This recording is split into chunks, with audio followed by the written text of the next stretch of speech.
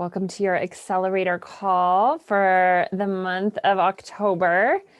This is a spot for everyone. This is an all levels call. So the beauty of this space is you get to come together and learn from each other's questions and answers. This is a great place to come and really get grounded in what is that one next step, that one thing that's really going to support you to keep moving forward and keep in action for your business.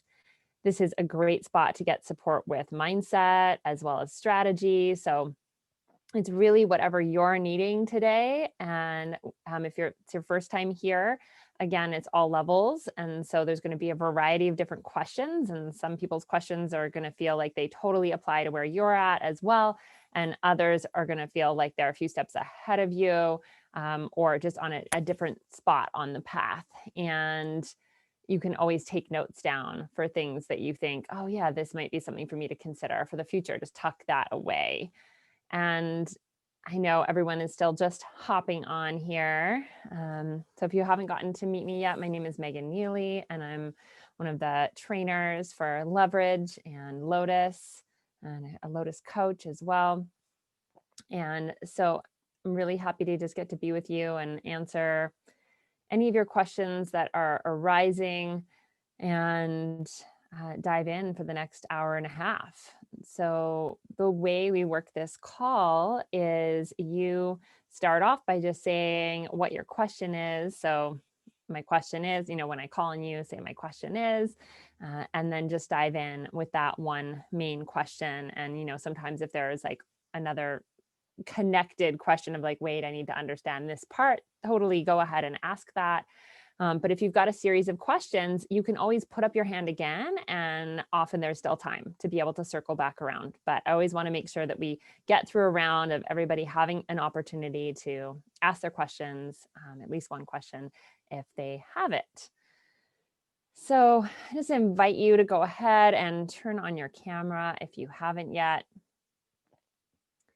so that we can see each other and be present for a moment and really look at all these amazing, empowered beings who are here doing this right alongside of you, that you are not, in fact, alone behind the computer, as it might seem sometimes, but you're connected to this amazing web of women all around the world who are doing this right alongside you. So just take a moment to look around the screen and see who's here with you, because this is also a great opportunity for you to listen to what people are asking about and what their niche is in, to make these connections, to reach out personally.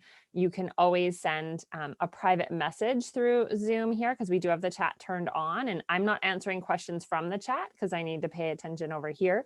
But you could use chat to send a private message to someone if you're like, hey, I really resonate with what you're saying. I'd love to connect, or I'm in this niche and I hear that you're in this niche, and I think it would be great to hop on a call together.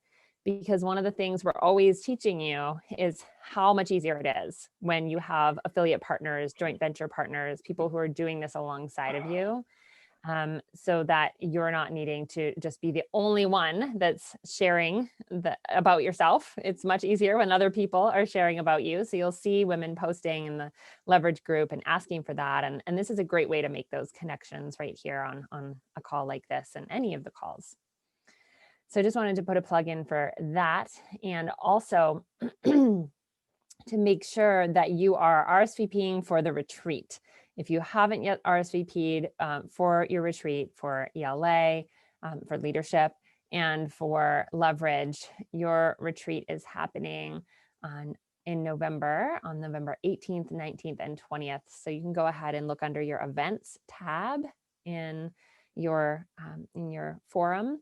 And when you look under the events tab, you'll see all the details and the spot to RSVP. And we just have a quick questionnaire that we have you fill out so that we're totally ready for you and you're totally ready. And we do have some homework and things for you to do so that you can make the most of those days. So that's why we need your RSVP, because we want to make sure that you get the assignments, you're in the know about what's going on, so that you don't arrive at the retreat and just think like, oh, it's another call, just show up. That's not how we run them. It's really super interactive, and we want to make sure that you get the most out of it. So just recommending that you hop over there today, RSVP to the retreat if you haven't yet.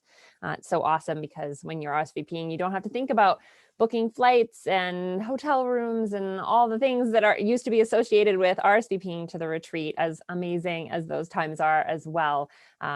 It's just one less or few less things to do. It's more a matter of just carving out that time for yourself.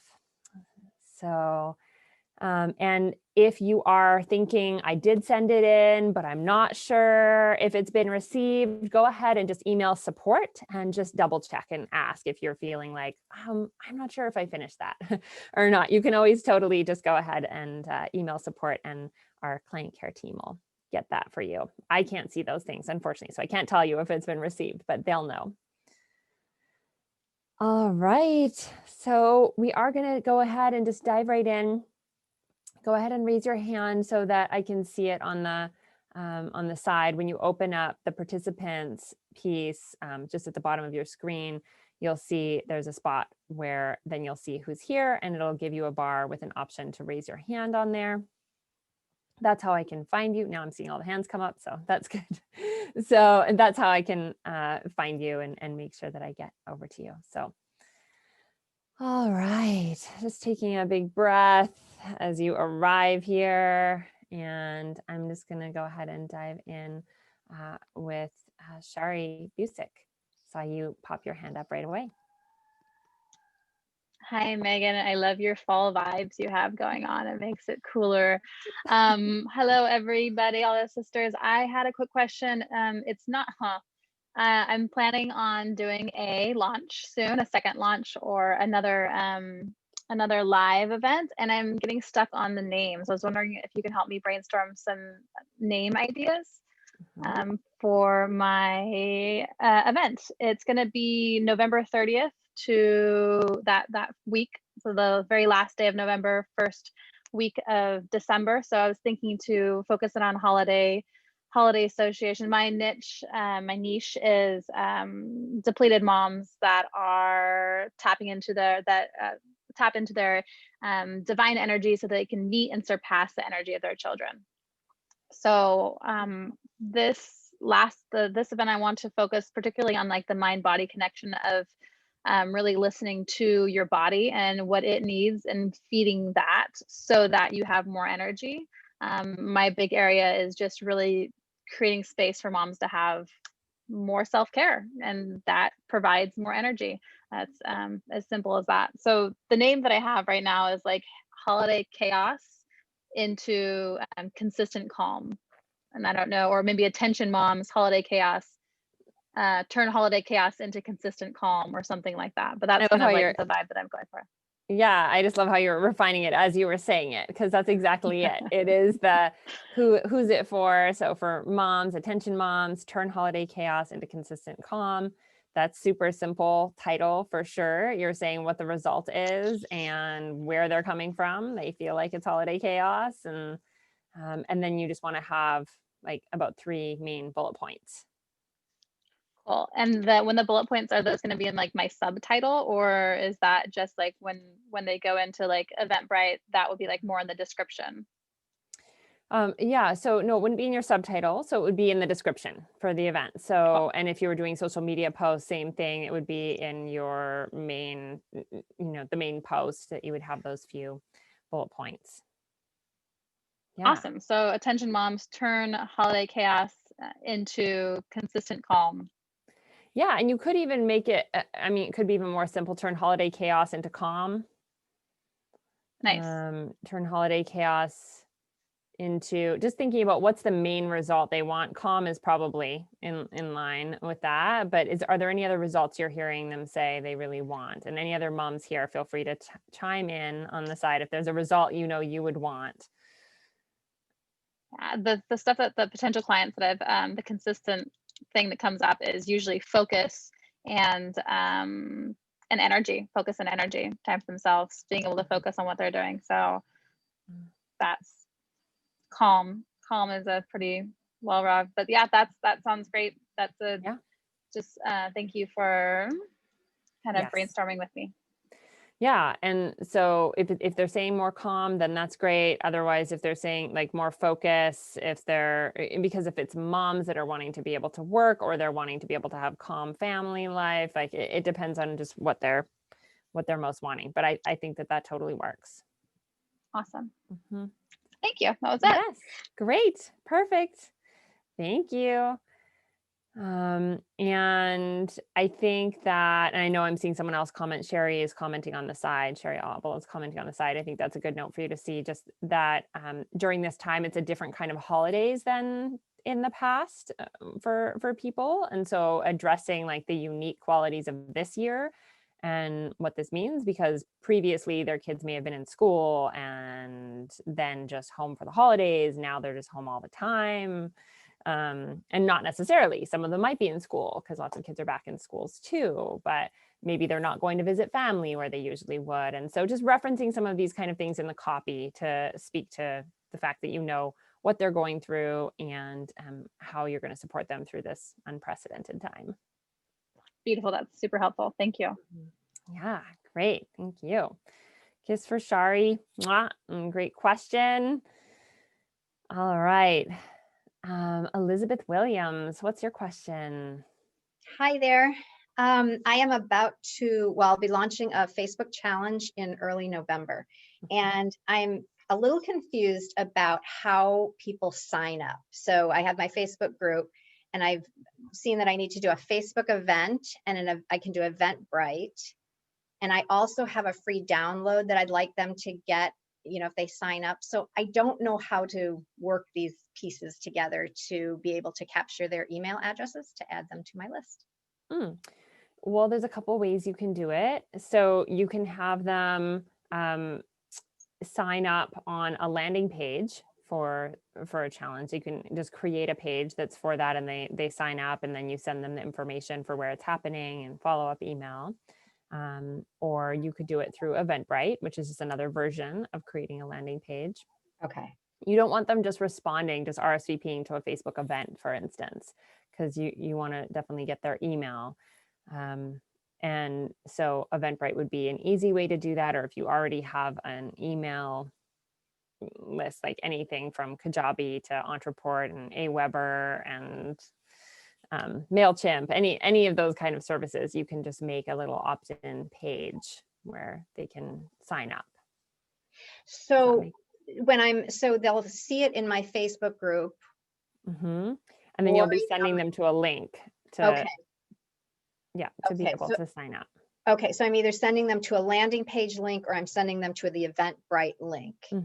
Just to get them registered, to let them know like if there's a workbook. So often that's an incentive, because if someone's already in a Facebook group, then it's harder to get the incentive for, well, I'm already here. If it's happening here, I'll just tune in. But letting them know if there's going to be a workbook or worksheets or something that you're going to send them. Okay, so they register, let's say they register through Eventbrite, and then that gives them, could they get then a link to the download? Or how would that happen? That'd have to be a response that I... the link to, a link to, because you're going to send them a downloadable like PDF or yeah. So that could be an auto reply email. So there could be a link to that in the email, and even Eventbrite gives you that option to send an auto responder email. Okay, got it. That's great. All right, great. Thank you so much. Yes, great. Just sending love to Elizabeth, giving her a kiss, and let's hop over here to Kimberly White. What's your question? Hi. Hello. So, I am doing a webinar or masterclass for leaders. That's my niche, experienced leaders in corporate. Yeah. And I'm going to run it 6 times in November and December for my program launching in January. So, working with somebody, and we're who's helping me create it, because I've never done that before, but I just want to run some titles and see what you think. Reboot, your leadership 2020. The one thing to set your leader self up intentionally for an awesome 2021. Kind of where we are, something like recharge your leadership. I'm giving them really one thing to do between now and the end of the year to regain their leader self feet, so they can start off 2021, you know, with a strong mindset, a sense of who they are and where they're going. So, and this is going to be a masterclass, you said, or a 3-day? It's a masterclass. It's a 90-minute masterclass. Okay. So yeah, the leadership, like the words you use can totally work. I would see flipping them around. So like the leadership reboot or the leadership recharge. My mind went to a leadership reboot retreat or recharge retreat. So that's a little different, but just something for you to consider, of having something where you might gather people for a little longer. Maybe it's a 4-hour block or something like that, and you're creating something like a virtual mini retreat experience for them. That might be more than I could take on. Okay. Right. Could be an idea for the future. Yeah. It could be an idea for the future. Yeah. But yeah, so this is where it gets tricky. And I found this, a lot of people, I really work with the leader self. Like, who am I as a leader? How I show up every day is how I lead. That's what my work is all around, is the sourcing from the inside out of a leader. And sometimes when I use the word leadership, they think it's like tactics of leadership. Like, you know, this is more of a what type of leader, do that. Like what type of leader are you? Yeah, and these guys are, I work only with experienced leaders who are usually kind of burned out, but they like what they do. They just need to charge up again. And it's coming through loud and clear this year. Yeah, rejuvenation, like that's where, and that could be another word. Okay. The leader's rejuvenation masterclass, or recharge. The recharge I could see being on the other side of the burned out too, because if you're addressing that they're burned out, is that your goal, like to help reset that? Burnout is one way it's described to me, but yeah, what I want them to leave, what they get from this masterclass, whether they end up, you know, what I'm really trying to generate is an awareness that a gap exists for them between, you know, where they find themselves at the end of 2020 and carrying the load of the people they lead, that they're actually depleted. I mean, I'm just hearing it from my clients. And so because this is a seed to my program. I mean, ultimately that's what I want to raise the awareness of, is that this gap even exists for them. So this is a super important one just for everyone to consider, because I hear this a lot from many of you. Like, you want to raise their awareness about something. You want to, and that's actually much harder than working with what they're already aware of. So you want to start with, for any of you, what are your clients already aware of? And then what could you offer them that's a match for that? So if they're aware of feeling burned out, then a match for that. But that's where the reignite or recharge or reboot, like any of those. Yeah. Okay. Got it. So so I would use the word fatigued. They're fatigued. They're fatigued. They're fatigued, and I purposefully decided not to run my first one before the election because everybody's just more fatigued. So I'm moved it to after. And that's, you know, that feeling of fatigue, like you love what you do. How do you get inspired about next year? You know, what are we going to do? And that could be something like where I see like their 2020 vision or their 2020, or no, I mean, not 2020, sorry, 2021, like their vision or their plan for like, yeah, creating it. It depends what you're going to help them do in the masterclass, but that could be a great one. People love to look at that of like, what can I plan? What can I envision for the next year? Okay. And see, again, that's where we get into leadership tactics. And no, maybe that's what I do. I tend to do the inside work for leader development. My old business partner did the outside, or the outer. And so then you just want to think about, for the leadership development piece, what are those, like, if you're going to work on one area, name it. Okay. Like, is Yeah, it? so it's clarity of who am I going to be, where am I going, what am I doing, how am I going to get there?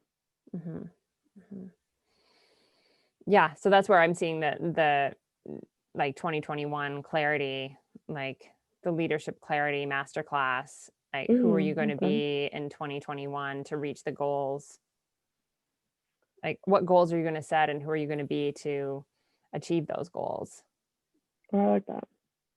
So you're addressing both sides. Like, there's some mindset piece, but it's not strictly mindset. Like, you're also giving them some strategy and some structure.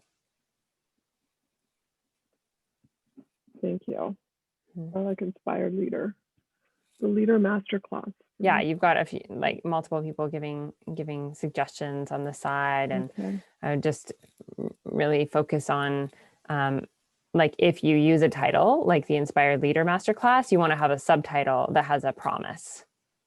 Okay. Like, what are they? Like the Inspired Leader Masterclass, claim your vision for 2021 and your path to get there, your path to achieve it. And your path to achieve it. Okay. Thank you. Yeah.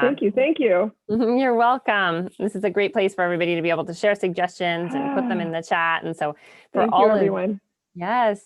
Sending love to Kimberly. Mwah. Thank you.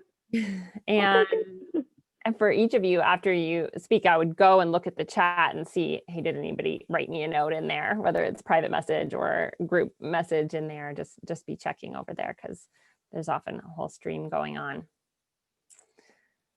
All right, Dr. Ida, hello. I want to first of all say, I used to do color analysis, and you look radiant today. You're in your colors. Oh, thank you. Awesome. Yeah, looks great on you. Fabulous. Thank you, Dr. Ida. I am in my colors. It's true. I've had my colors done. All right. I love it. You look radiant.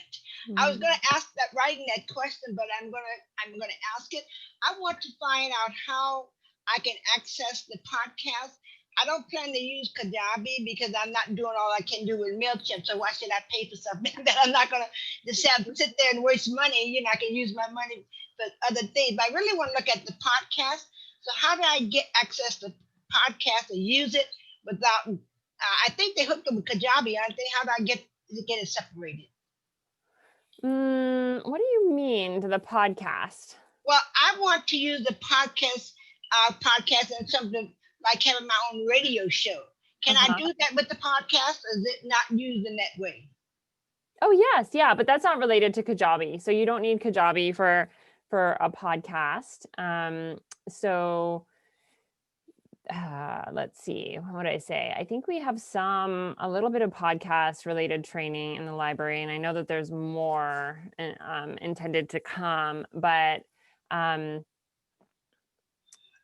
mean, this is a big one for the question of how to do it, but you would choose a platform to be able to upload your podcast recordings on. So my kind of simplest answer for this is you can record a podcast on anything, like directly onto your computer. You could record it onto an iPhone. You could have an external voice recorder that you're using. And then you can you have to upload your podcasts onto Libsyn. How to spell Lipton? I can put it in the chat. That'd be great. So the thing is, I know, and I'm seeing a couple of people saying, people are suggesting, Michael had suggested putting on WordPress. So that's not what Michael means when he's saying put your podcast on WordPress. He's talking about using, and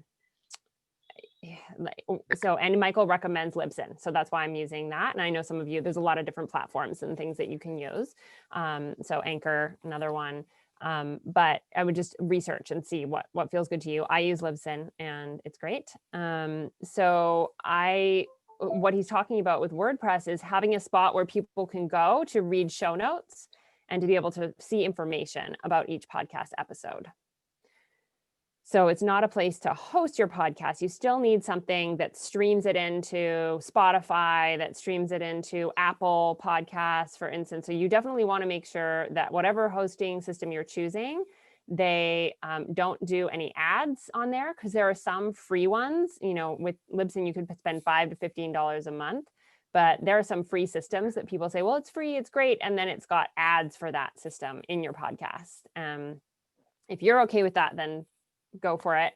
I'm not. I don't want anybody's ads in my podcast that I don't choose, because I want to have that choice of what I want in my content.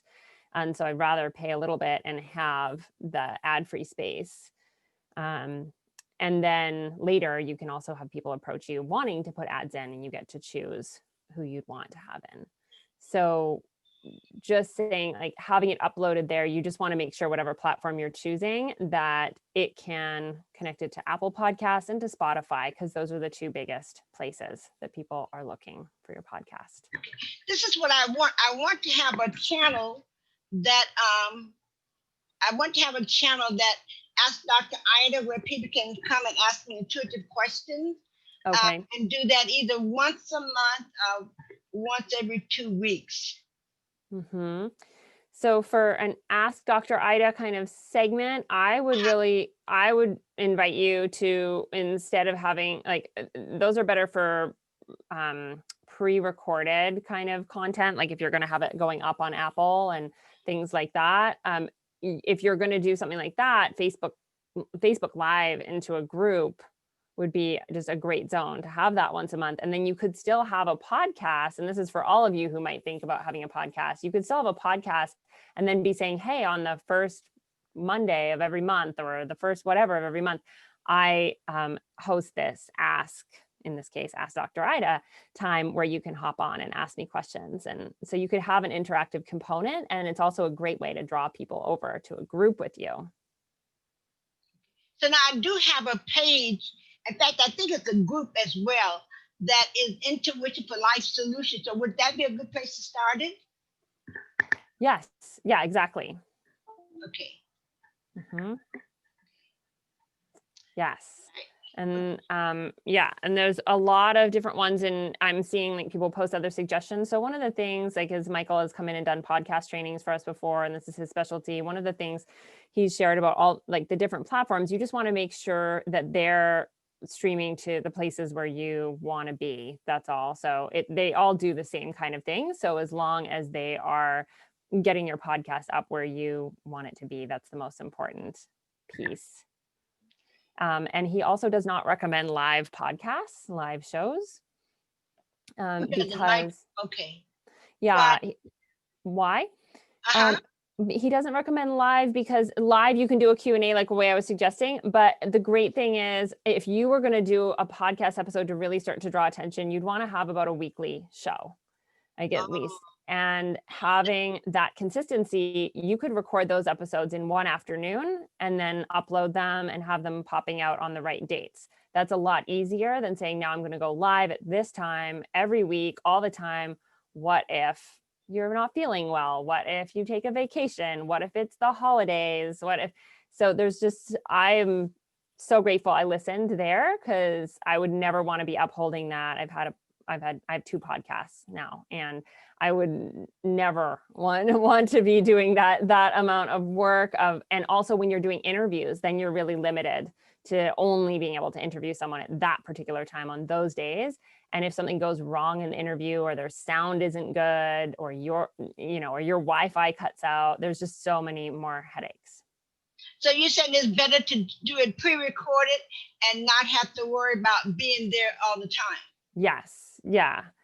And because most people aren't listening live anyway, they're listening on their schedule, when they're commuting, when they're making dinner. And that's one of the benefits of a podcast, because what I hear from clients now is like, they're like, oh, you're right there with me. And, they feel like they really know you, and that, conversely, like I really know them, even though I don't know them yet at all, but they have that, it's a different kind of feeling that gets created from just being in someone's ears. I appreciate that. I appreciate the feedback. This is good. It's always good to hear other options rather than, sometimes your option is not the best one. So I appreciate all the feedback. Yeah. I love that question, Dr. Ida. Thanks for asking and just getting this going. And I'm totally a fan of doing live segments, but just bring people over to your Facebook group. Have a way for them to say, hey, this is a special group that's just for listeners of the podcast. And it's really just your group that you have going already, but just get them over there to the group that's already happening. Thank you.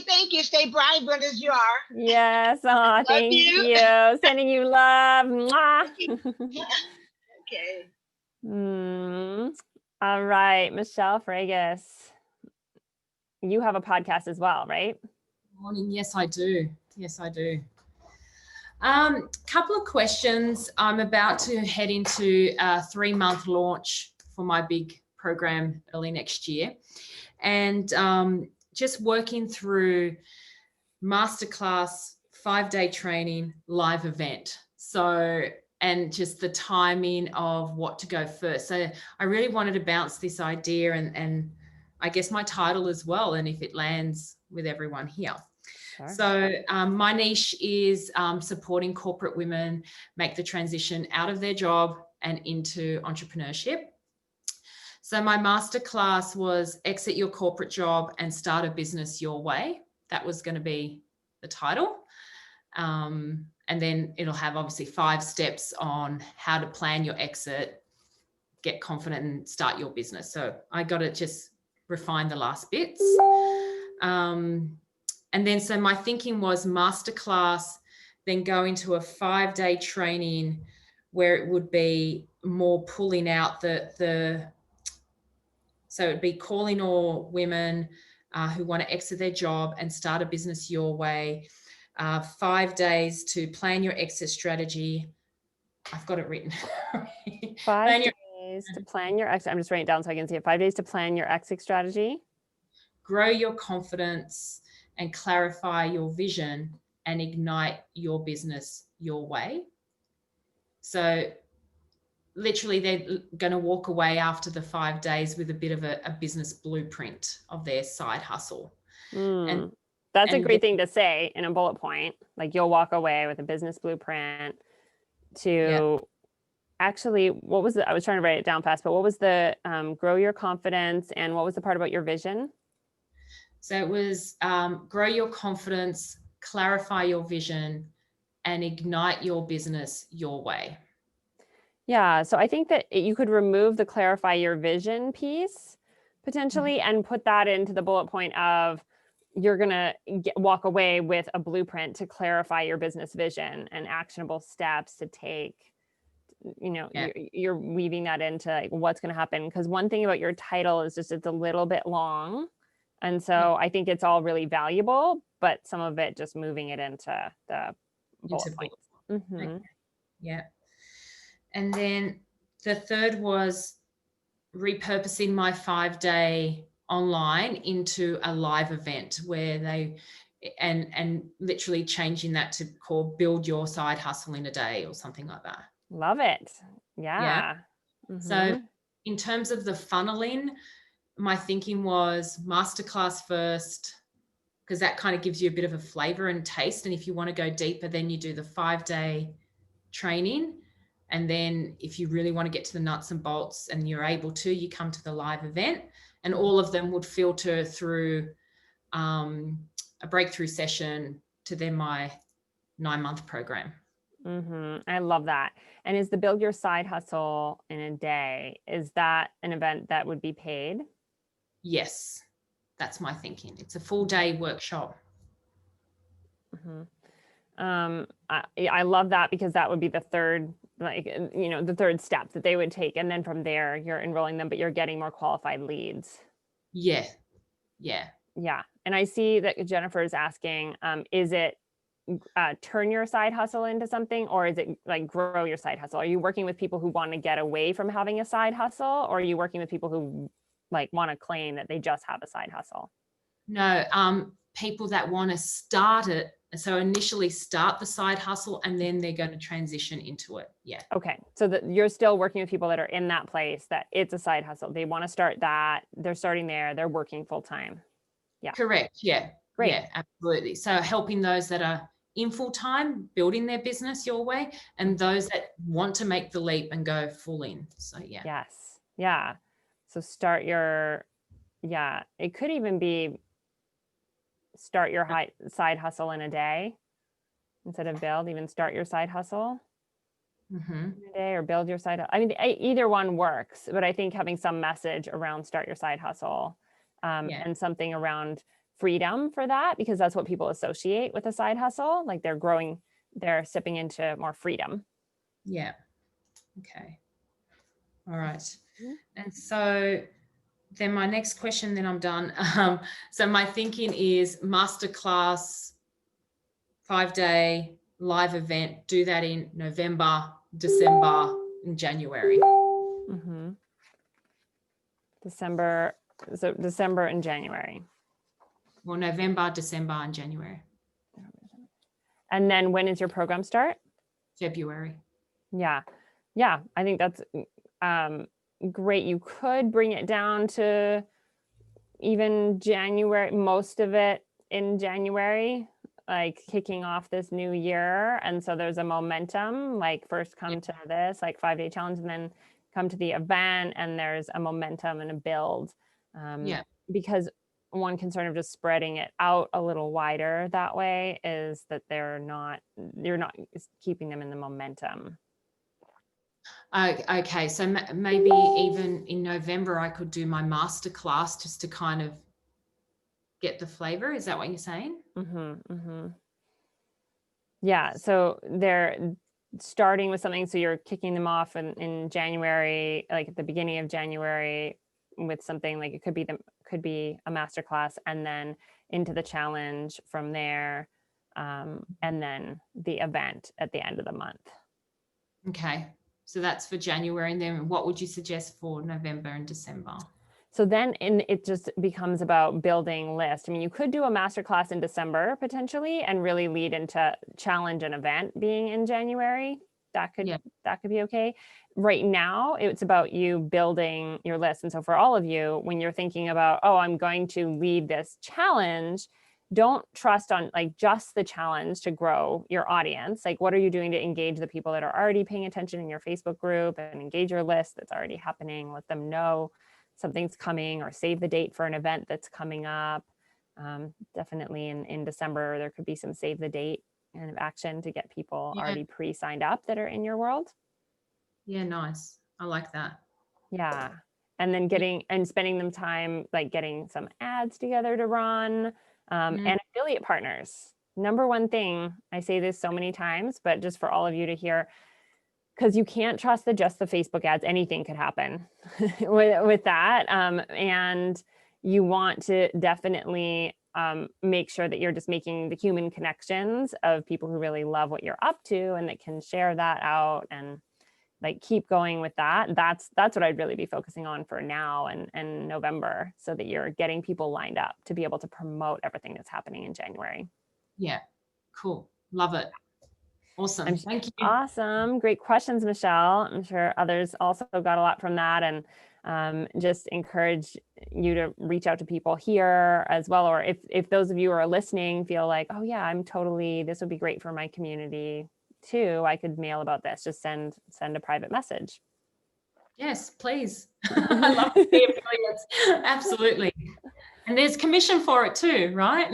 So It's a great way to start to earn more income from supporting each other in this. You don't have to be the one teaching everything. Only 2% of your list is actually going to buy from you. That's the stats.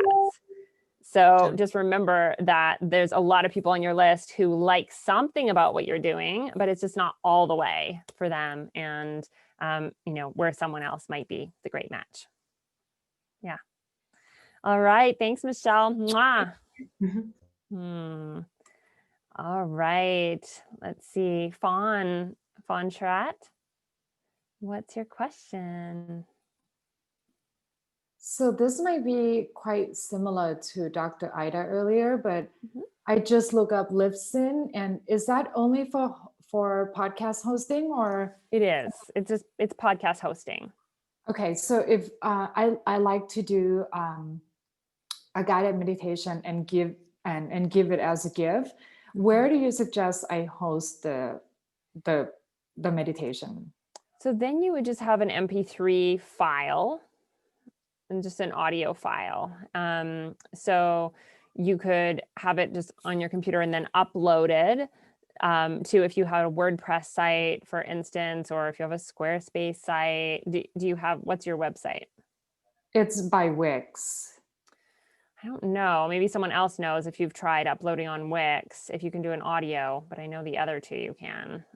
Just host an audio file there so that, and you might, depending on what your newsletter system is, you may be able to host an audio file there, and then you're sending the link. Because what happens is someone will opt in, put their email in to say, yes, I want it. And then they're going to get an email that just gives them on, and I'm seeing people say, yes, Wix works. And okay. an Amazon S3 account. We've used that as well. That's a great option as well. So, but if it can host it on Wix, then that's even easier, because you've already got that, and you can just have a link to that page that has the audio on it. That's a hidden page that other people won't see, but when they get that email, then they'll be able to just click and go right to that page on your website. Awesome. Thank you. Yeah, great question. Thank you. Yes, different than a podcast. When you're wanting to do an audio file, you don't need a whole thing to get started with that. Great. Thanks for that question, Fawn. Mwah. Sending you a kiss. And let's see. Who's next? Maria. What's your question? Me, yeah? Yes, since you. Yeah, I am getting more clear that I probably want to team up with other coaches and healers and visionary women that are serving others, to support them with something that I do that I call heart song activations. That basically is a musical vibrational transformational tool that can support them. And the reason why I want to team up with them is that I see that what I do is really beneficial and I get great results, but it's easier to get it out to people that already through people that already have experienced it. So my question is, how do I strategize that? Because those people I need to learn to get to know and team up with, and it's not maybe people that will sign up on a landing page or something like that. Could you talk into that? And is that strategy a good strategy? Yeah. So are you mean just the finding affiliate partners? Is that what you're speaking to? Like, how are you getting connected with people that are going to spread the word? I'm not sure. It's like it's difficult to market this just by words. It's more an experience-based thing. So that's why I'm thinking that if I can make connections with people and all and offer them to experience this, they could be a way in to take this further. Yeah. So I guess I So just want to make sure. I could add on to what they are already doing. Mm-hmm. So you're saying like people who are already in like a similar kind of, like not the same field, but aligned, an aligned kind of field, and you want to partner with them so that you could bring things to their audience. Yes. As well, but they need to have the experience. They need to experience it first. Yeah. Yes. Mm-hmm. So I would make those personal connections first. Like, who do you know in, women rocking business, for instance, like that could be a great place to start. And who do you know just through your own networking connections as well, like that you can just say, let's have a chat about it and see what I could add potentially to your programs. One of the easiest way is to do an add-on, and for any of you to think about this.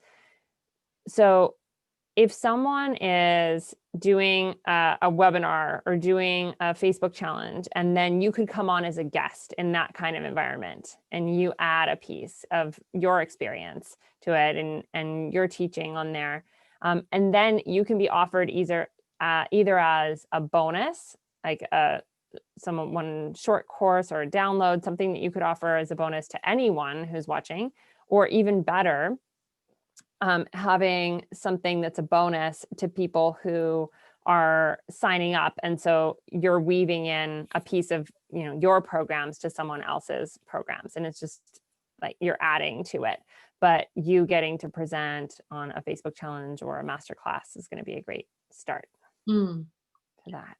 Already started that, but yeah, just keep going then. Yes, keep going with that, and keep going with making those personal connections, because it's not like you're just gonna usually put up you can definitely have a spot on your website to say you're open to those kind of collaborations, but usually people see you, like often when I've been asked to do those kind of collaborations, it's because I've been on someone else's summit or someone else's podcast, someone else's Facebook challenge live, like any of those kind of places, and someone was watching and they got the idea that it would be a good collaboration and connection. And so the more you're visible and in those kind of places, then the more you're going to be able to get the opportunities coming in. So I would look for more of those kind of opportunities where you could just be adding value, and also interviews. Okay. Thank you so much. Yes, you're welcome. Thanks, Maria. Mwah. Sending you a kiss.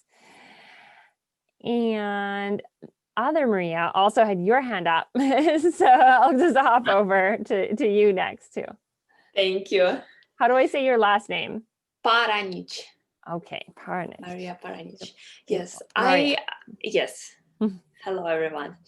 I need support with my niche. I need deeper clarity.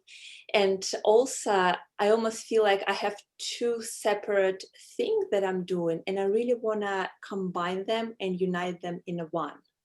So can I say like one statement and a second statement, and if you can guide me how to clarify them kind of in one, if it's possible. Sure. So first is I guide women through the transformational rebirth to release and transform what is holding them back from stepping in their next level embodiment in alignment with their soul's purpose.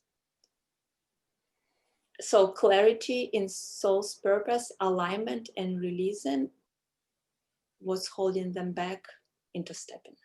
Yes, I hear all that. The main heart of it, I feel, is you're guiding them to release what's in their way of living in their soul's purpose. Yeah, it's a first. And second, so I empower women who are feeling lost in their life, who doesn't know what direction to go. They know there is more to their life, but they are dissatisfied with their life right now. And so to create an alignment with their soul purpose, to lead their life with clarity, inner trust, and connected with their inner guidance and values. It's like a lot, and I really don't want to Yes, I think that's the main thing is anytime you have a what do you do statement, you want to keep it as short and concise as possible. So I help to create an alignment and clarity with soul's purpose. Yes, there you go. That's it. So you want to keep like the 10, 12-year-old language. Yeah, but I was like, who, like, you know, like to really see like kind of what those women are, to really do like the niche. And I'm stuck with that. Like, I just know, like, kind of, I see this woman that they're low, they kind of don't know, you know, who they are, but they really want to kind of break through that and to really have this clarity. So the main thing is, and again, this is for all of you, as many answers are for all of you, but for all of you to be thinking, okay, so if you have that longer description and really the more beautiful, intricate, like poetic kind of description, there is a place for that, but the place is on your website as you get to talk about it and really use images to break up the words. And so bringing that in, and I know that in social media, again, another place for you to bring those themes in. And so you're not trying to fit it all in one place. So when someone's just asking you what you're doing, so you're helping them find this clarity of soul's purpose. And then you get to talk about, well, who it is more. So often it sounds like is it women? Women. Yes. So women who are feeling like they're in, you know, there's a lot of different flavors. It could be someone that's already had success, but they're not feeling like it's aligned anymore. Or is it someone that's never felt like they've been doing their soul's work and they're ready to make a change in their life? And so you can kind of customize it and refine it depending on the audience that you're speaking to. I think I'm just kind of even like has hard time like who like is, because it's, I feel like this method can help to any of them, you know, and yes, you can help any of them. So keep it to just like start with just one demographic of it could be, it sounds like women who are really looking, they're just seeking their soul's purpose and they are feeling unsatisfied with where they are in their life currently. And that may be in relationship, it may be in their work, and yeah. Who are dissatisfied with where they are at right now, yeah. And thank you for the clarification that I can speak about that in the social media, because I feel like, yeah, I need like to put everything in there. You have a place to like spread out all of those gems. Yes. Okay, thank you so much. Yes, appreciate you're it. so welcome, Maria. Giving you a kiss. Mwah. All right. And also, again, just a reminder for those of you who've gone to keep checking the side, because I see messages popping up in the chat zone. So Maria Hartsong, you've got messages in there, and others of you. So just keep checking and reading in the chat if you've gone and others are leaving you messages over there. All right, Vanessa Callahan, good to see you here. Hi, everybody. How's it going? My question is, and I had some support with this already in the group, so thank you for those of you who commented about increasing engagement for my parents. I have 17 families, and I remember this time of school year. It's busy. The first 6 weeks of school are 6 to 8 weeks are bonkers. And so I did send out a message just to kind of check in with folks, and I'm getting feedback that the current time of my trainings doesn't work for a lot of folks the way they thought it would. And I'm thinking about surveying them for the second half of the program. It's a year long, for January through June, about what times do work for them. And I think the thing I need support with is around like feeling like I have a sustainable business model, that I'm not, because what I know they want, that I'm not sure I want to give them, is they would love for me to take my 2 hours on a weekday and spend, put it into the weekend time, or put it into the evening time. And that like kind of cuts into like what I thought I was having better boundaries around, like having some space for myself on the weekends and evenings out of business. So I just am feeling tension and would just love to hear your feedback. about it. I'm really hesitant to put out a quiz that even, or a poll or survey that even has those options on there, because I kind of don't want to get their hopes up until I'm sure I want to do it. Yeah. So I'm just a little stuck and feeling anxious about it. So the first thing I'd say is breathe and just remind yourself that you're the boss. And so you're not going to do anything that doesn't feel ultimately aligned for you and like good for you. And it's also important to just notice for each of you where your clients are available and when they're not, because if they're just not available during the days, then there could be something that you shift about your schedule and the way you're doing things that doesn't mean less time off, but it might mean, for instance, that you do an evening call. And then like, I have an example of this. So I lead an evening call for my own personal group because it just works best for everybody. They have like normal jobs. And so I took the afternoon off and got to just go play and be in nature and relax and know that I'm working in the evening. And so there's a shift there that's not less time off and it's not less care for self. In fact, I felt like really happy and luxurious to just say, yep, and now I'm done until later in the day. And so choosing what that might be like for you. And maybe it's that you don't have anything else that day that you lead a call, but that's the only thing you're doing that day. And now you've created more time off for yourself. Okay. How does that sound when you try it on? Yeah, I was thinking that if I did evenings, I would have the daytime. It's like take the daytime off for at least half a day. And if I were to do weekends, I would turn one of my weekdays into a weekend day, like a Friday or a Monday. Yes. So putting it on like the Saturday, then I would take Sunday and Monday off. Or if I put it on the Sunday, I would take Friday off. Was another thing. And I think there's just there's this part of me too that just feels like, oh man, am I really allowed to make this change for the handful of families that would prefer that it's not during family time for the same reasons that I don't want it? I'm resisting it. Because folks, as part of what they asked in the beginning when they enrolled them is, when do you have calls? And I said they tend to be the first and third Thursdays around the lunch hour, but I'm going to send out a survey and see when in that certain time frame it works for folks. I did that, so I followed through. And so I guess a little languaging around how to present this to my community so that it feels like it's in service and sort of helps anybody who's like, well, dang it, I moved my schedule around to make it to this and now you're changing it. Just trying to be thoughtful of the folks who actually who have managed to make the time and space, and now I'm shifting on them. And 2 months ahead, and with 2 months notice, but it's still not, it's still mid-program. Yeah. So I mean, you can definitely say, I'm listening to you. We're co-creating this. Like we're co-creating this experience together. And part of that co-creation is really making sure that you're able to attend and get what you came for from the program. And I'm hearing some feedback from people who are struggling to make it to the noontime Thursday classes. And so I just wanted to check in as we move into the second half of the year and give you a survey. This is your option to weigh in your voice. Would you like it to remain the same, or would you like one of these other two options, for instance?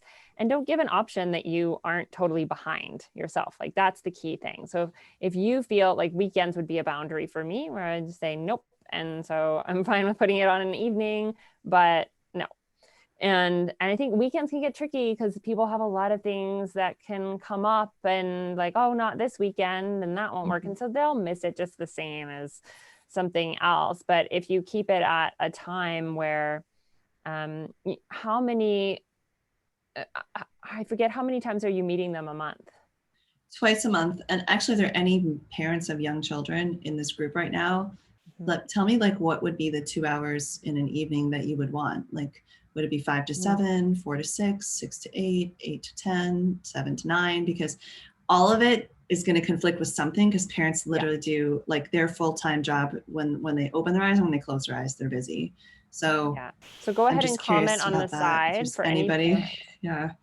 comment in the comments if you are a parent currently of a young child, or you've been a parent of a young child and you know what would have worked, go ahead and put that in the comments of what could be possible for a 2-hour block.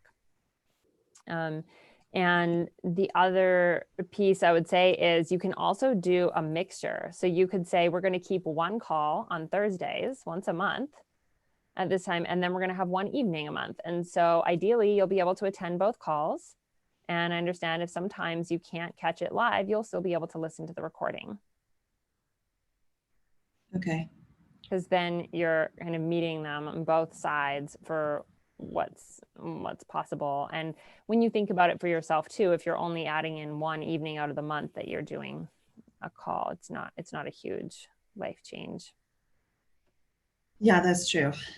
Right. Yeah, and it kind of it's gives not like me a you're chance deciding to see, work right. every evening all week. And yeah, so just being, I know it Yeah. can seem like a way bigger deal and like you're opening the door for that. And you just have to be clear on the front side, like, what are you willing to do? Like if you're willing to work one evening a week, like maximum in your business, and you might schedule other calls down the line on different days, like that could be a reasonable place.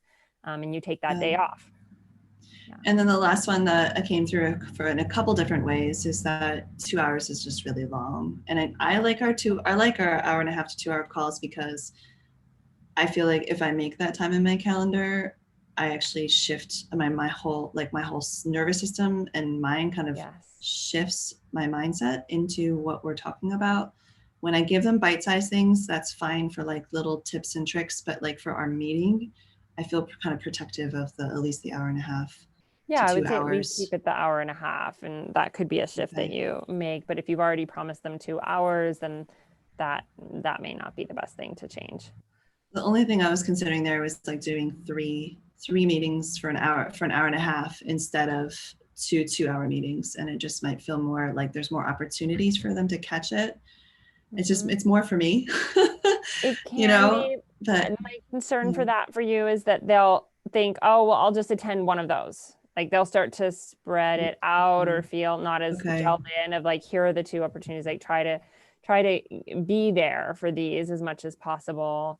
It just depends on what your goal is. If your goal is only to have them attend one, but if they feel like, oh, I'll catch next week. Yeah. Maybe, so there's the training and then there's a Q&A. So thinking about having the training, maybe stick with the Thursday time that we've already established. And then maybe splitting the Q&A call into 2.5 hours where one is at our normal time, but one's also in the evening so they can attend one or the other. Is that getting too complicated? Just from what you're like, parents out there, Megan, what do you think? Yeah, I mean, I think that you could have the training, keep the training on the Thursday and then look at having the weeknight kind of time. And I'm seeing people comment on open office hours.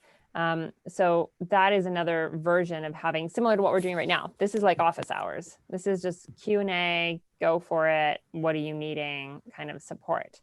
So that you've got that time. So that can be another way you do it. So you keep the training at the same time, and then your other evening slot is an office hours time.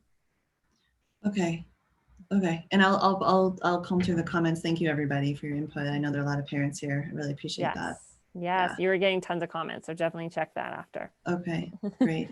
Awesome. And I have one more question. So I have a bunch of folks coming off my 6-day training, and this cohort, for some reason, they're all in the position of not really having a hard time coming up with a down payment right now. A lot of them are out of work, and that's why they could attend, are recently separated, and now they're trying to figure out their new household. So I've just tried to, convey to them that if they're able to scrape together the deposit, then at least get those 2 bonus coaching sessions between now and the January start. And I'm just, usually what I try to do is really like encourage them to just really consider that they're in for the year and not do this sort of, kind of helping them be scrappy in a way of like, well, you're only committing to the first month, so really you're only committing to $1,000. And then that just feels like I'm just setting them up for stepping away at the end of January after doing so much work. And so I was thinking of, instead of letting them step away in January, just giving them only the option of deferring till July. So they have an extra 6 months to like pull their finances together, but that if they're in, they're in. instead of kind of giving them an out at the end of Yeah, the you could give January, them it's more that. like a deferral. You could give them that, and then, but not, who knows what might change by then in terms of what, if they can still stay in or not. So I think one thing to look at is just having them jump in for January, and then if they need to potentially stretch payments for a few months, like have a little extended payment plan or something like that would probably be a better option just to keep them going. So they also don't have the gap, right? Yeah. So that they're Okay. just, keeping that momentum going. What's the longest you would stretch a year long for payments, Megan? Usually 15 months. 15 months. Okay. All right. So 18 would be very generous. Okay. Very, yes. And it just, you run the risk of them not completing anytime you're stretching payments, but it is an option. And I just wouldn't make it like on a website anywhere, but you're just in one-on-one conversations. Yeah. Okay. Okay. That's kind of where I was going anyway. But I like just thank you for the advice for the kind of fully in for January. Mm-hmm. Totally. Yeah. Yes. Yeah. Fully in. So you're not wasting that energy. Okay. Yes. All right. Thanks, Megan. I appreciate it. You're so welcome, Vanessa. Love what you're doing for parents. Mwah. Thank you. That fills me up. I appreciate it. They need you. They need you now more than ever. All right, Mary Lily. Hello. I would love clarity because my new group is, Conscious Energy Revolution. And I teach women who feel sick, stuck, and stressed to awaken their internal power so they can restore, empower, and transform their bodies and their lives. The thing I'm trying to make work, and yet any clarity on that would be great. My current business is I do energy medicine for women and their animals. So, just to clarify, are you wanting to change businesses or grow your current business? Well, my current business is my income, is working with women and their animals. Okay. But my coach was saying my messaging could use some tightening up. She said, you do many things, which is awesome. You can simplify it and create some continuity between your business page and your Facebook group. And so I'm just wondering how to do that. Eventually, I'm growing weary of one-on-ones. I've not had a day off in almost 15 years because that's my income. And if I don't work, there's no income. So I still want to be doing that work until my marketing and classes and teaching can replace that income. Great. So, we've actually had graduates. We've had graduates already that do energy healing work for animals who've had programs. And I know I still actually follow one of them on Facebook, and I think she just took the last 6 weeks off, and she regularly takes tons of time off. So I want that. So. Yes. Like, I know that it's possible. You don't have to change I'm sure you're ready. Right. And I'm cool with doing it some more. How, so what my coach was saying is creating more continuity between my business page and my group. Great. And so with my Facebook group, it's Conscious Energy Revolution, and it's a place for women, who feel sick, stuck, and stressed to awaken their internal power so they can restore, empower, and transform their bodies and their lives. And so my business page, should that reflect the same thing? Right now I have a video on there, which it's like energy medicine for women and their animals. And so is that confusing with? I would shift the group focus to the energy healing for women and their animals, as well as the Facebook. So I hear what your coach was saying is just like narrow in. And so if you want to keep building what you've already grown, like you have 15 years of experience in this zone, I would say it would be easier for you to build energy healing for women and their animals more than Conscious Energy Revolution. because it's more broad and there's more people doing just energy work in general, but working with more energy healing or understanding, like if part of what you do is understanding like what's going on for an animal if they're sick, is that that's a part of it. And I also can help, like by working with the animal only, help to shift their energy so that the problem goes away, whether it's physical, helping to heal their bodies, regrowing bone, so now I feel, now I'm like, okay, I put all this energy into the women part now. So it's still for the women. So it's still for the women and their animals, but you've already got your video there and you've already got all this experience in that zone. And I've just seen from the handful of women who've done like a similar thing, there's just not that many people who are really good at that. Okay. So and it sounds like you are. I am very good at it. And yeah. So owning that and okay. All right. So that makes me very happy. And I know on Facebook, you're not supposed to say healing. And so that's been one of my quandaries is, so that's why on the Facebook business page, I put energy medicine for women and their animals. Yes, you could totally use that energy medicine. And that's even, even stronger kind of messaging, energy medicine for women and their animals. Okay. And so the Facebook group right now is Conscious Energy Revolution. So should I change that to energy medicine for women and their animals? Is that? Yes, I would say yes, because that's going to be a match. And so you always want your Facebook group and your business page and free gifts and all of that to align so that people see like this is you and they don't get mixed messaging when they go between those places. Thank you. May I ask another? Sure. Yeah, if it's related. Yeah, it is related. So my free gift right now I have, I'm creating a landing page in Kajabi. I have a healing meditation for women. And I also, that's an audio, an MP3. I also have, from nature pictures I've taken from my travels. I have that same meditation in a video. So I have the pictures, which is the same meditation audio with the video. So, but I don't have something then for animals. So should I just be focusing on one free gift? Should I create maybe a PDF that helps them maybe teach them some of the tools about healing their own animals? Yeah, like something, it could be a meditation still, but you're creating, you're creating something that, I'm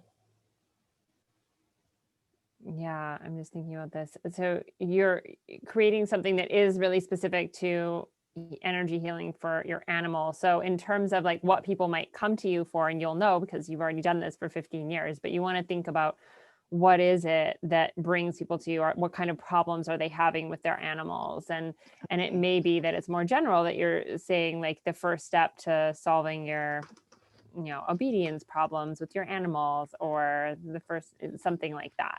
Yeah, I feel like I'm more of an ER doctor or a triage doctor, And this is probably why you're feeling a little tired. Well, I'm also tired because a nephew shamed me in public on Facebook. And so I've been with the work that I do. And I had a meeting with a niece yesterday. It's been an extremely emotional time. And that also lets me know that I'm on the right path. Yeah. Thank you. Taking care of my 95-year-old dad. Yeah, there's a lot. My wife we're not together because she's taking care of her mother. There's just a lot. And it's good. And I know I'm going in the right direction. And thank you for the energy. I feel it so much. Thank you, everyone. Just let yourself receive for a moment.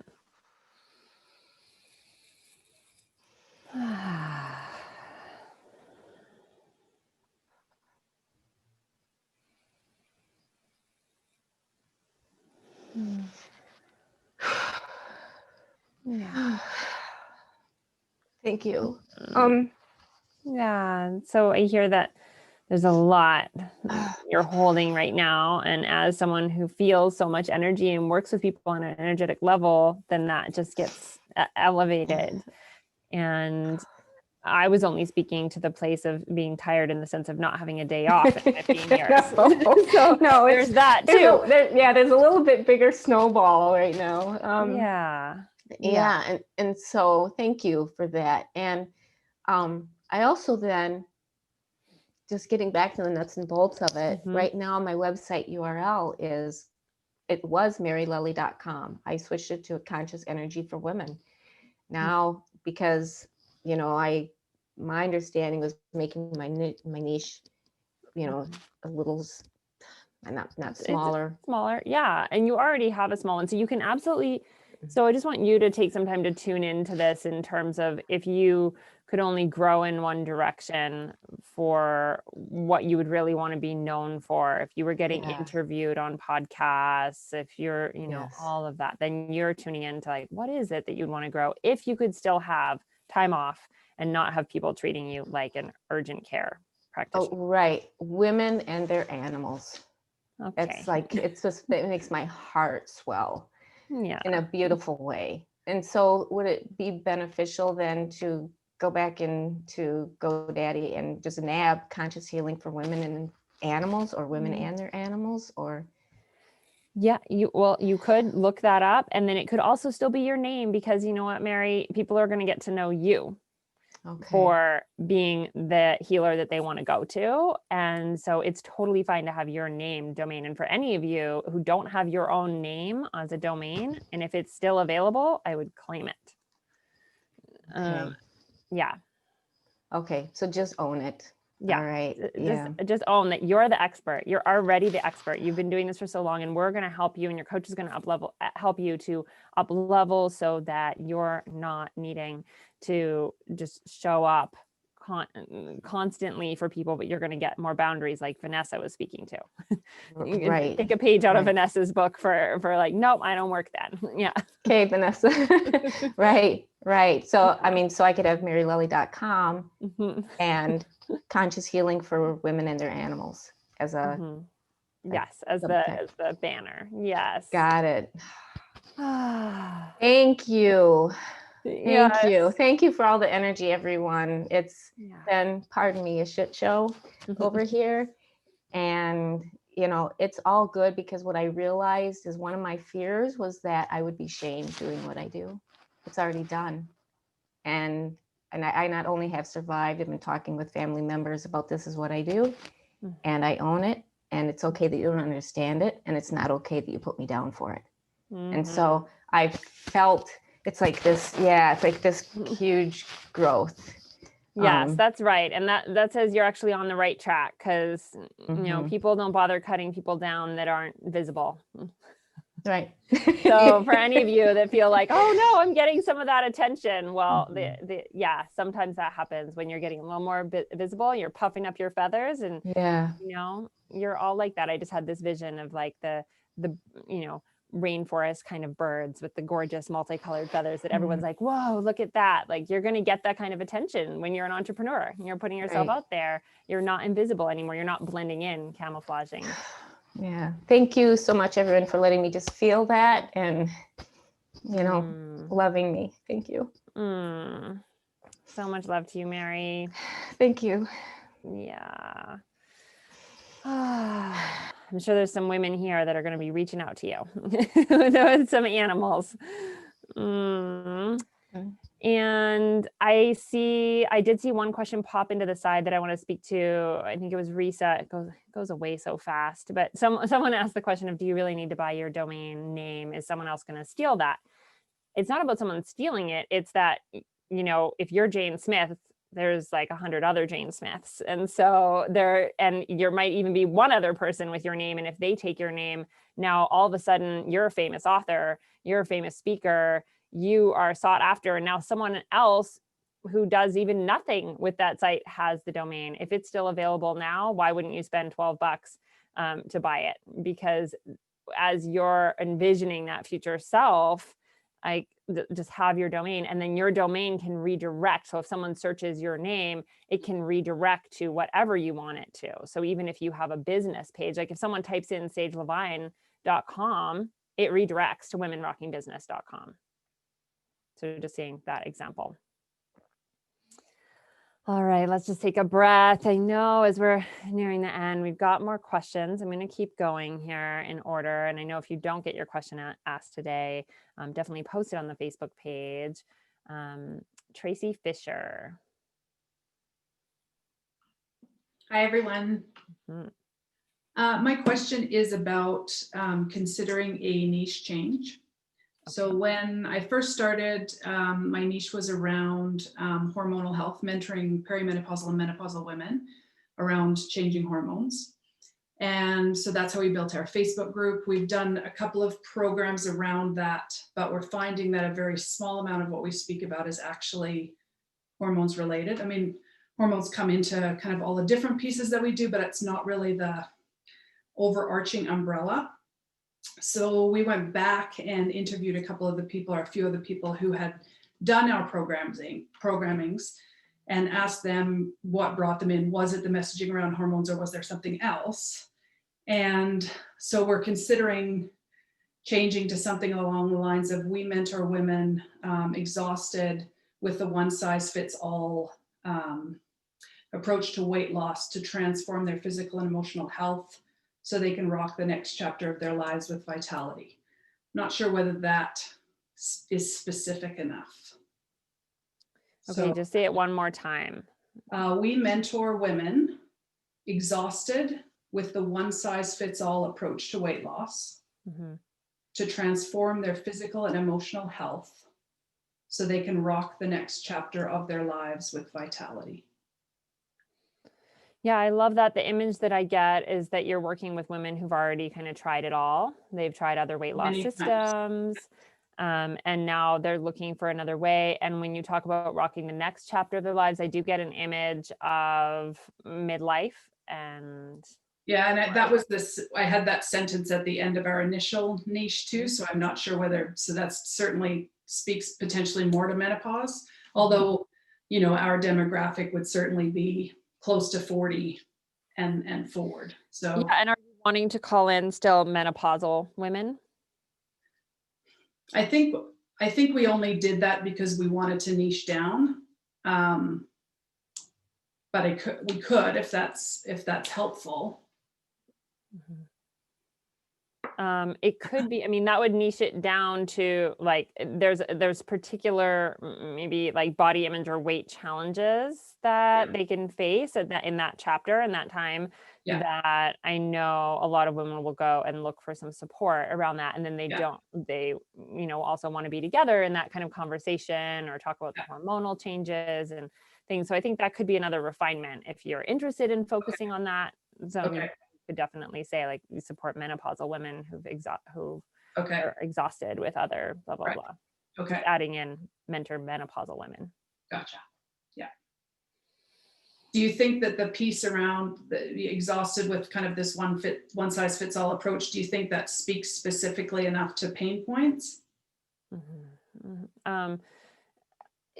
Definitely one of them. And I think if you wanted to try speaking with specific like menopausal weight gain, weight change pain points, then you may say that like I mentor menopausal women who are exhausted or who are frustrated by this uncontrollable changing body. And so maybe that, and that's another one. Again, any of you menopausal or postmenopausal women who want to mention in the chat as well to speak about what would you resonate with or what have you looked for. This is a great opportunity. This is a great like networking zone call for anyone to come on because it brings both groups together of leadership and leverage. And then it's also a great opportunity for this, like the commentary, because you've got the great audience right here for many of you, unless you work with men. For many of you, you've got some, not you, but yes, for others, like most of you will have a great audience here to test these things out on. So I'm seeing energy as an aspect, being able to fit into my clothes. What we're finding is most most women, even if though we're talking about other things specifically, are still coming for weight loss, which is something we struggle with because there's definitely a larger message. But if we're trying to get them, back to the Yes. shingle on the door. They can just come in through the weight loss portal, and then then you're talking also about the trouble sleeping and the hormonal changes and hot flashes, and you can definitely speak to all the other pieces, and that's what's going to make it different than just going to someone for a weight loss program. Yes. Yeah. So yeah, making it stand out. Yeah. All right, Excellent. you're getting a flood of comments on the Yes, side I now. see that. Yeah. Okay, great. Mwah. Thank you. Thanks, Tracy. All right, Jennifer Cormier. Yes, thank you so much, Megan. I've got a really clear ask today. So all right. I had just had my coaching call with Deborah, and I am launching my year-long Heal Your Grief. It's a transformational journey for folks who've lost someone that is really dear to them, to either a sudden death or a terminal illness.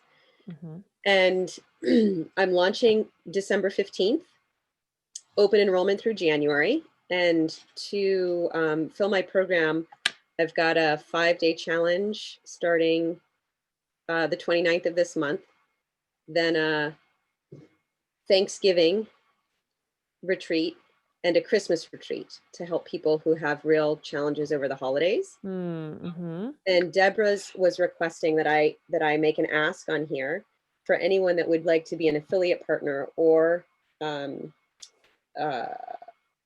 referral partner with me that would be willing to share my program to their friends or colleagues or clients the week before those Facebook Lives go. So basically, if you don't have a lot going on the week before Thanksgiving or the week before Christmas, that would be my ask, is if you could share the week before, or if you could interview me the week before the holidays, that would be brilliant. So I'm working to fill my Facebook group. If you know anyone that had a loved one that died recently and they need some support, could you share my Facebook group? Can we do a buddy call so we can get to know each other? So I just want to put that up.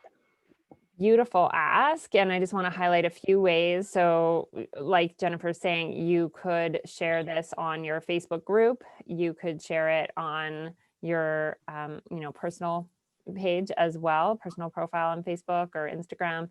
You could share it so in your group, you could interview Jennifer. If you have a podcast, you could interview her. There's a lot of different ways. And this is a great way to just get more content. It's also really showing that if any of you have kind of niche mate sort of options where you might have the same sort of demographic, but you're not offering grief support, this is a great offering to do before the holidays, because it's just showing more care for your community and beautiful design of that flow, and just reminding that you're not having them offer, like if you're agreeing to support the launch, you're not offering the actual program, you're just offering those courses, like like a 5-day challenge, for instance, or is the Thanksgiving one also a challenge or a masterclass? How are you framing that one? Yeah, the Thanksgiving one, we were thinking a 3-day virtual retreat. I'm doing a 5-day virtual retreat. So for like a healing retreat. Yeah. But if you have a suggestion, I'm happy to take it. Well, so would people be buying the retreat then? No, this is all like these are all the free things. They're all free. Okay. Yeah. I mean, that's great. Into a discovery call with me. So if you have like, oh my God, my aunt just lost her husband and I'd love for her to talk to you, great. We'll do a one-on-one. Yeah. So you could send those personal connections as well. So that's another great way for you to, connect. And you're getting asks on the side too. And so I would definitely look at that in the chat, Jennifer. And one of them, are you working with men and women, everybody? Yes, both men and women. And actually my ideal clients are turning out to be someone who lost their child or their partner like 5 years ago, and they're finally coming into where they can process a little bit. Okay. So, it might not be like last month, it might be, 3 years ago. Okay. So beautiful. I'm so glad that you're doing this work. So needed. Mwah. Mwah. Thank you. All right, keep messaging Jennifer here in the chat if you're wanting to make those connections. And then this is why it's great if you're on these calls to change your name as it appears to on Facebook as well. So you can always change, like by clicking the 3 dots up in the corner of your square, you can just choose rename. And then because if your name looks different on Facebook, then it can be hard for people to find you and message you. Thanks, All Megan. right. Thanks, Jennifer. Okay. I can stay for I have another client. I'm just looking about 10 minutes or so, 15, I think at the most. So I know some of you may need to hop off. Again, ask your questions on the Facebook page or check in with a coach. We are actually going to be together all day tomorrow for an amazing implementation day that is all about virtual events and how to rock your virtual events. So just wanting to remind you that that's happening tomorrow from 11 a.m. to 4 p.m. Pacific. So definitely come join us for that big virtual event planning day. And I can take a couple more questions. So Tina Hong, what is yours? And then I see you, Devashi. All right. Okay, so this may apply to a lot of people. So it's kind of a general question, but specifically, I'm really struggling with this because I'm trying to map out what the next few months looks like. So I have a whole library of master classes that I've done for the last like 5 or 6 years that I can easily pop up.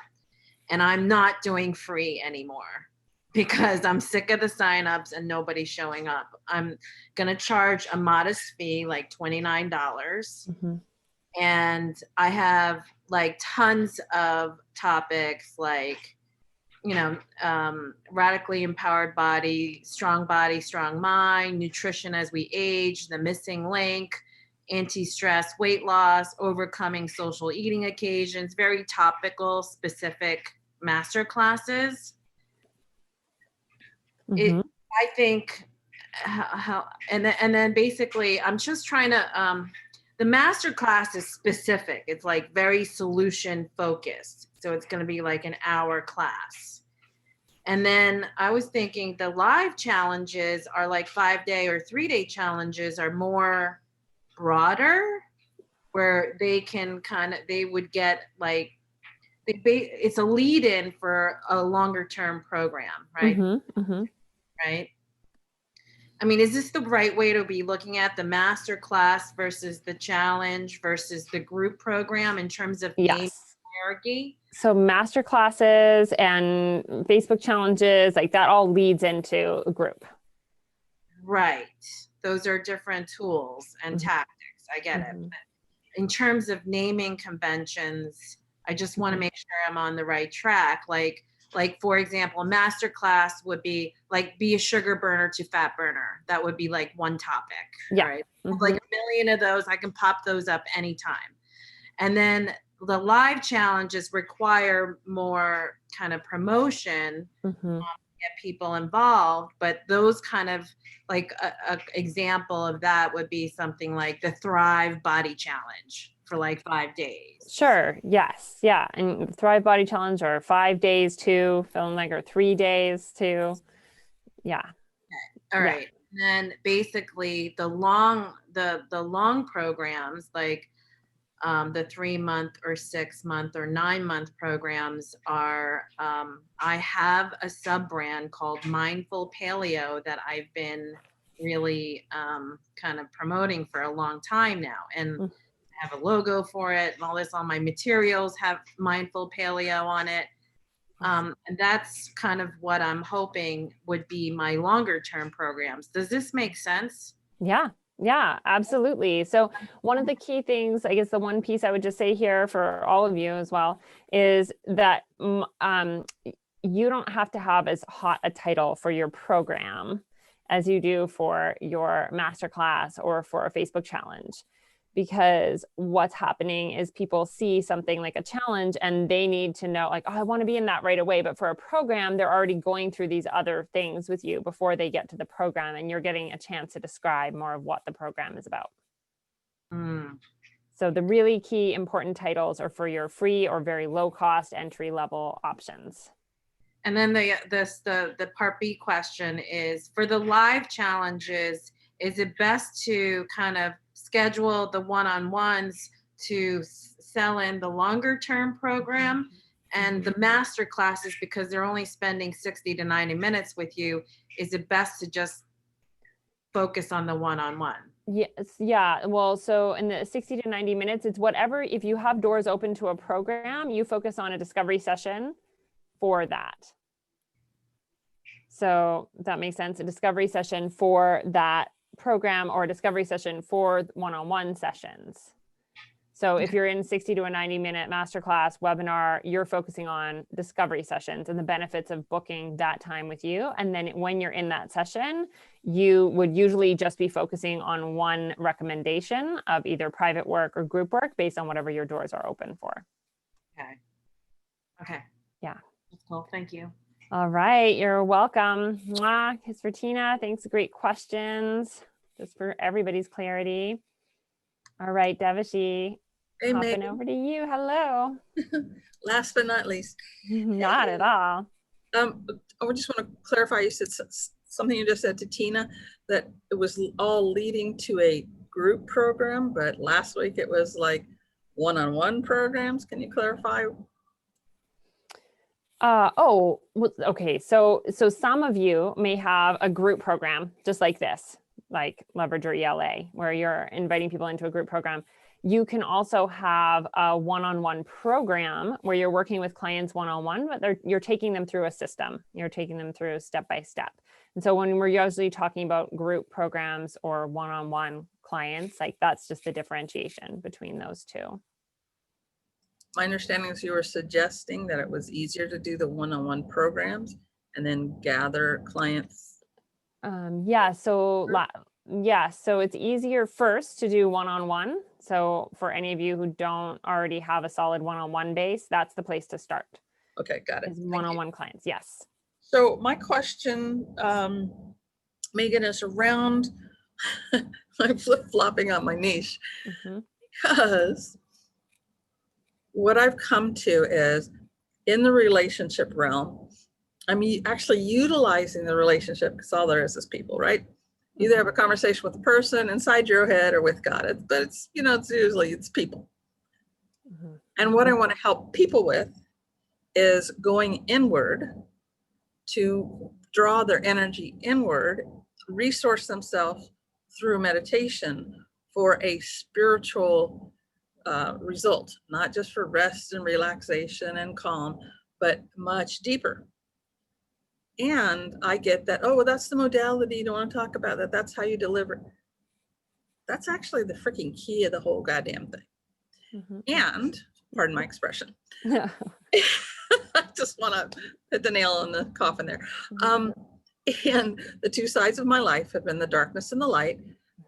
I just spoke to the light. The darkness has been narcissists, which you could call energy vampires. I've heard it called hijackals.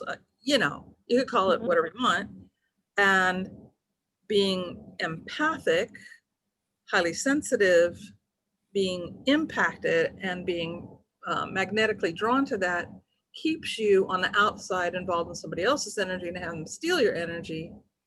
It's been my experience and what I've been studying. And I want to teach people to identify what those parts are, what their participation is, release that, and refocus inside. So I started with talking about narcissism, like, oh, that's too hard. People are like, Trump? I'm like, no.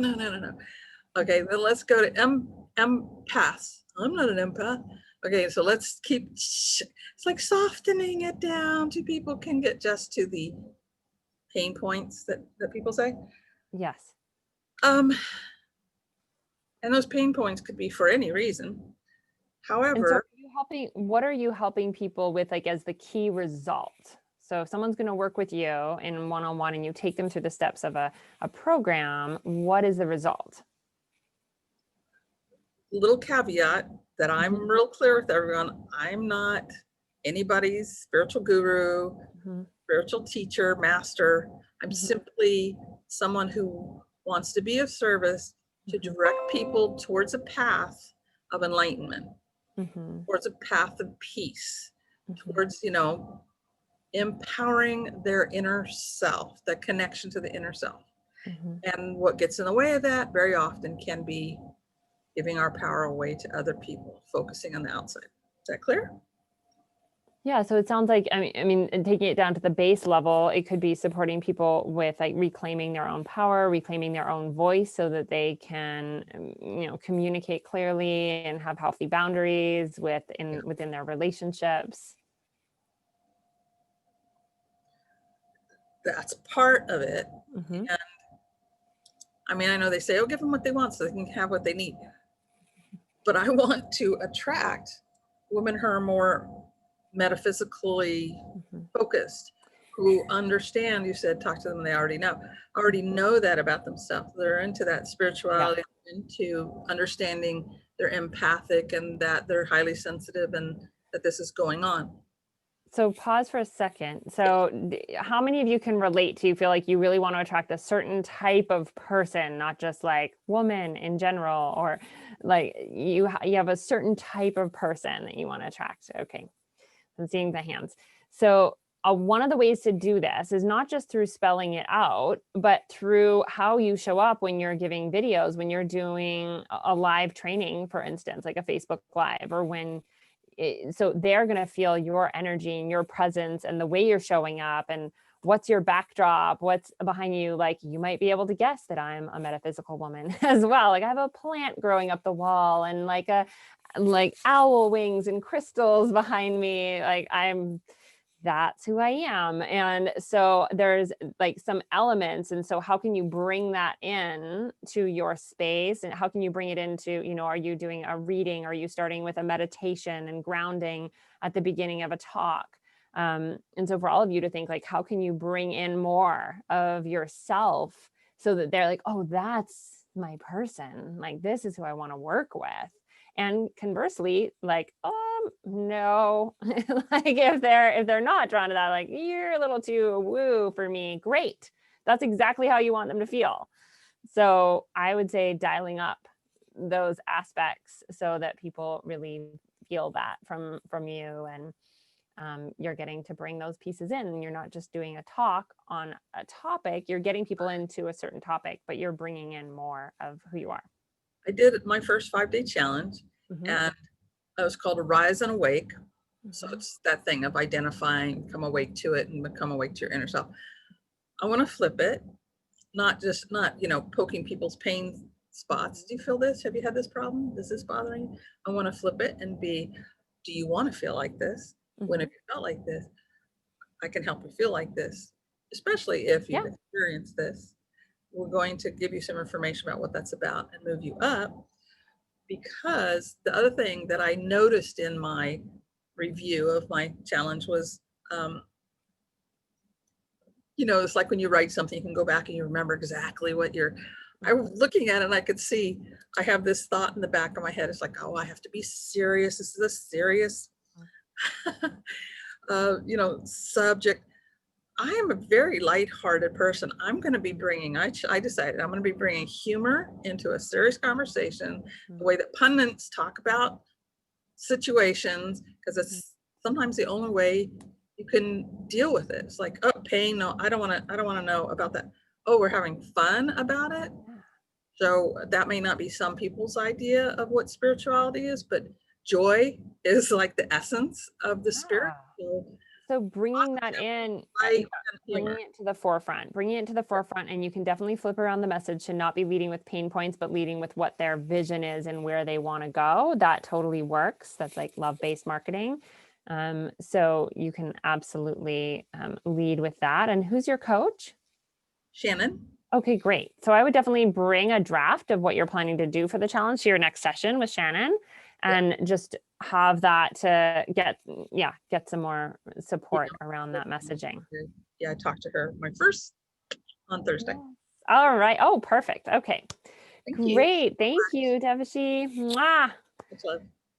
All right. As I'm just wrapping up here, just seeing if any of you with raised hands have a really quick laser kind of question, and I can pop over to you, Jade.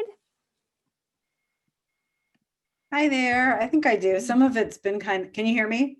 I can hear you. Okay. Some of it's been answered a little bit, but my question was, okay, so I heard like Facebook challenge can lead into one-on-one or group, and I need to do that. I still haven't done one. So I have two things. One thing is I had this idea about doing like a 7-day, like 7 a.m. for 7 days. Like I'm going to show up in my Facebook group to do a practice and a share and have like a theme for the day, like 20, 30 minutes. And it could be free and just like a fun thing. But I also was wondering, like I've seen people do things where they actually charge for things like within their Facebook group. And I guess I don't want to I feel like I want some clarity around, like, obviously I'm showing up, I'm doing all these lives, I'm sharing, I want to do the, free Facebook challenge and whatnot. So like, how do you do something where you get paid? Or like, let me just say one more thing before you answer is like, I've been thinking, I do movement practices and I've been thinking of starting like a Zoom thing because I can just use better music and, but so it's like when people receive free things from you, how do you then start? So my questions are, how do you then start charging? And how do people do like 20 days for $20 in their Facebook group? How do you charge for that? Okay, so you would definitely have either an Eventbrite listing or a listing on your website with a link to purchase, and then you're inviting people to purchase and then go from there. To how would I say, like to purchase there, and they're signing up just like they would for a free gift or a mini course or something with you. But if you're having them pay, you would usually start a Facebook group that's just for that paid offering. Okay. And then that Facebook Okay. group disappears afterwards. So you Got it. offer that training in there and then it disappears. Okay, that makes more sense because it was seeming confusing. Mhm. And then so if I want to create a group program, some people have shared like, my question is, how close do you do a Facebook challenge or like a master class before your official start date of like a 3-month program or something? Yeah. So I would say when you're starting a group program, let's say it starts in January. Okay. And then you would want to offer for something at the beginning of January, right before it's starting, leaving enough time for some discovery sessions and enrollment to happen right before it's starting, to have a sense of more urgency and let's go do this. And then you want to work backwards to also have something happening like a few weeks prior to that as well. Okay. So in this case, in December, and then you might even at the end of November have something else. So you always want to have a few pathways to be leading people in. And that's why we talk about having at least 5 channels that you are using to fill a program. So you're not depending on one thing, it's 5. Okay. So that can be a Facebook challenge is often qualified as even up to 3 like of those 5 because it's multiple days. People are signing up for that. It's a bigger training. It's videos. So I've found it's more of like a master class and a couple Facebook challenge type of things, and then doing some talks, being a guest speaker in other people's groups, being on other people's podcasts. And just really ramping up your marketing for those social media, obviously, in your email list and like ramp that up. 8 to 12 weeks prior. 8 to 12 weeks. And remembering, just as the last thing I'll say, remembering that you can still enroll people for the first couple weeks usually of a course like that, and even up to the first month when it's a longer program. Like if people heard about it longer or somehow missed the boat for the beginning. Yeah.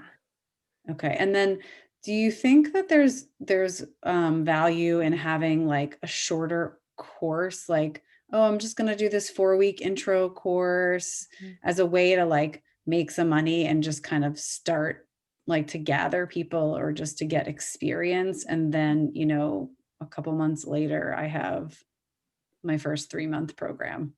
Or is that just too much? So this will be the last piece I can answer before That's I need fine. to pop Mhm. off. But I just would say that you're going to want to have something that is just first of all filling that bigger program. So Yeah. smaller programs are for when you need a really quick cash infusion and you're just like, I got to fill this gap. I need something right now.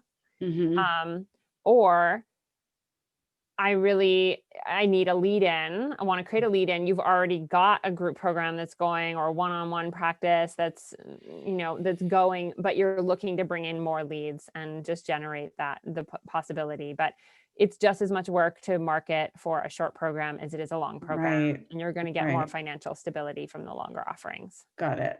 Thank you so much for taking my questions. I You're really so appreciate welcome, it. Jade. You're so welcome. All right, loves. I am gonna hop off and just I love all of your questions and so appreciate the space that you hold for each other and the witnessing you hold for each other, the chat that just blows up with all your comments and just encouraging you to keep reaching out and following up with people. Even if they're, you know, cross connection, cross pollinating from leadership and leverage. And since you're not accessing in those groups, this is a place for you to meet each other and then also get to send each other private messages. And then I will be seeing you again tomorrow for the implementation day. So just make sure to check in your classes tab for all that information. And I'll see you over there. Okay, go ahead and unmute your lines. Thank you, Megan. Thanks, Megan. Thank you. Thank you, Megan. Thank you, ladies. Thanks, Megan. Thank you, everyone. Bye, everyone. Have a good one. Bye. Bye. Bye-bye.